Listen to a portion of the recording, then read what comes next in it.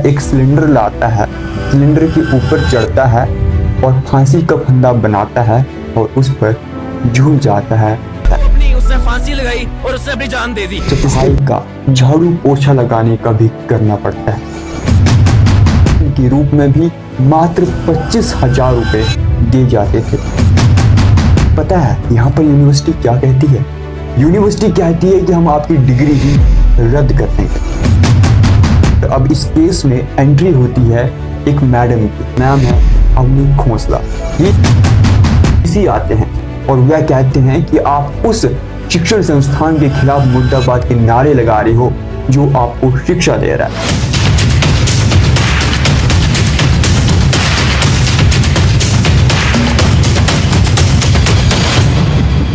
जय श्री राम दोस्तों, मेरा नाम है उमेश कुमार, मगर ये है नितिन चौहान, एक 21 साल का नौजवान लड़का जो हिमाचल प्रदेश के शिमला के रोहडू क्षेत्र का रहने वाला था और ये एमबीए कर रहा था शून्य यूनिवर्सिटी में। अब नितिन का यहाँ पर क्या सपना है? बस इतना कि एक अच्छी सी नौकरी मिले, थोड़ा पैसा कमाए और अपने परिवार को गर्व महसूस कराए। और जैसे ही उनकी पढ़ाई खत्म होती है तो उसके बाद उनकी जॉब प्लेसमेंट लगती है एक कंपनी में और बताया जा रहा था कि उनको 50,000 रुपए मिलेंगे इस कंपनी में जाने के बाद। अब यहाँ पर उनके परिवार में खुशी का माहौल था। क्यों? क्योंकि अब जॉब लग गई बेटे की, पैसा आएगा घर में, जो कर्ज लिया है वह भी खत्म होगा, तो चारों तरफ से जितनी भी समस्याएं आती हैं उन सब का समाधान निकल जाएगा। लेकिन जैसे ही नितिन कंपनी जाता है और वहां जाने के बाद वह नौकरी करने लगता है तो उसे यहाँ पर हकीकत का सामना करना पड़ता है। और हकीकत वास्तविकता कुछ अलग ही थी। वहां पर नितिन को रात के 2:30 बजे तक काम करना पड़ता है और काम केवल एमबीए या फिर जॉब से रिलेटेड नहीं था, बल्कि काम उसे सफाई का झाड़ू पोछा लगाने का भी करना पड़ता है।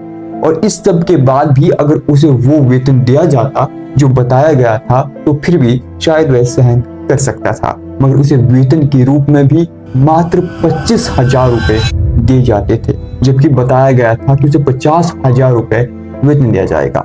इस तरीके से नितिन के साथ एक बहुत बड़ी धोखाधड़ी होती है और ये धोखाधड़ी होने के बाद अब नितिन के पास एक विकल्प था कि वह यूनिवर्सिटी वालों को बताए कि उसके साथ ऐसे ऐसे धोखाधड़ी हुई है और वह इस बात का कुछ समाधान निकाले। लेकिन जैसे ही वह यूनिवर्सिटी जाता है और यही बात यूनिवर्सिटी के समक्ष करता है तो यूनिवर्सिटी उसकी ही आवाज को दबा देती है। यहाँ पर नितिन दो बातें कहता है। पहली ये कि उसे जॉब प्लेसमेंट में बैठने दिया जाए क्योंकि उसे लगता है कि उसकी जो काबिलियत है वो काफी ज्यादा है और वो दूसरी जॉब आसानी से ले सकता है। दूसरी बात यहाँ पर वह ये कहता है कि वो खुद भी नौकरी ढूंढ सकता है। मगर पता है यहाँ पर यूनिवर्सिटी क्या कहती है? यूनिवर्सिटी कहती है कि हम आपकी डिग्री ही रद्द कर देंगे।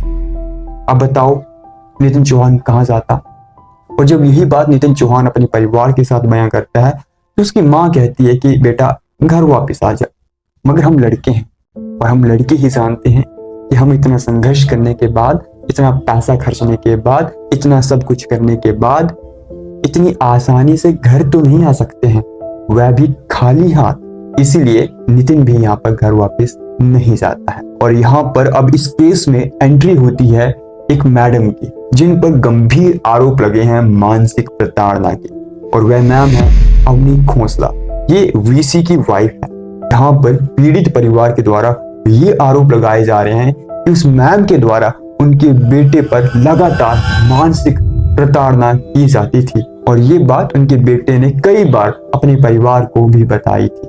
और अब जो अंतिम लेटर्स नितिन ने लिखे हैं एज अ सुसाइड नोट, उस पर भी उस मैम का नाम अंकित है। अब जरा देखिए यहाँ पर नितिन कम सैलरी, मानसिक प्रताड़ना, कर्ज का दबाव और बेइज्जती, इन सब का सामना कर रहा था और इन सब का सामना करते करते वह खुद ही अंदर से खत्म हो रहा था। और जैसे ही वह खुद अंदर से खत्म होने लगता है तो वह एक दिन अपने घर फोन करता है और कहता है कि मम्मी पापा अपना ख्याल रखना। यहाँ पर उसके पापा थोड़े असमंजस में होते हैं।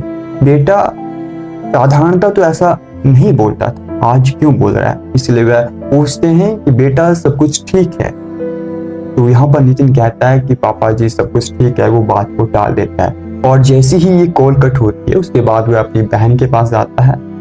वह और उसकी बहन सोलन में एक किराए के कमरे में रहते थे और शाम के लगभग 8 बजे के करीब वह अपनी बहन को कहता है कि आप खाना बना लीजिए, मैं यहीं रूम पर बैठा हुआ हूँ। उसके बाद नितिन क्या करता है कि वह एक सिलेंडर लाता है, सिलेंडर के ऊपर चढ़ता है और फांसी का फंदा बनाता है और उस पर झूल जाता है और खुद को खत्म कर देता है। अपनी उसने फांसी लगाई और उसने अपनी जान दे दी। इसके बाद जैसे ही सिलेंडर की आवाज आती है तो उसकी बहन भी दौड़ी आती है और वहां पर जो दृश्य उसकी बहन देखती है उसके पैरों तले जमीन खिसक जाती है।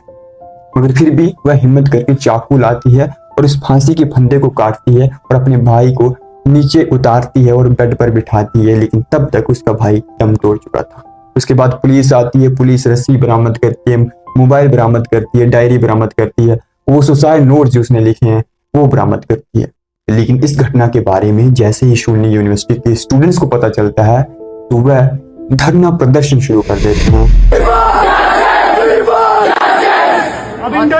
उनकी मुख्य मांग ये थी कि मैडम अवनी खोसला का रेजिग्नेशन किया जाए, परिवार को कंपनसेशन मिले और अवनी खोसला परिवार से माफी भी मांगे। लेकिन यहाँ पर चौंका देने वाली बात ये थी कि शून्य यूनिवर्सिटी के वीसी आते हैं और वह कहते हैं कि आप उस शिक्षण संस्थान के खिलाफ मुर्दाबाद के नारे लगा रहे हो जो आपको शिक्षा दे रहा है। लेकिन यहाँ पर सवाल ये नहीं कि शिक्षा दे रहा है या फिर नहीं दे रहा है, सवाल ये है कि अगर आत्महत्या हुई है, उसको उकसाया गया है, तो फिर मुर्दाबाद के नारे उस शिक्षण संस्थान के खिलाफ नहीं लगेंगे तो क्या जिंदाबाद के नारे लगेंगे। और अगर ये मुद्दा केवल एक कमेटी बनकर, एक धरना प्रदर्शन बनकर, एक हंगामा बनकर ही शांत हो जाता है तो आने वाले समय में ऐसे कई सारे नितिन विभिन्न यूनिवर्सिटीज से निकलेंगे और उनके साथ ऐसा ही होगा। बाकी आपकी क्या राय है, आप भी कमेंट सेक्शन में अपनी राय जरूर दें और इस वीडियो को भी शेयर करें। धन्यवाद।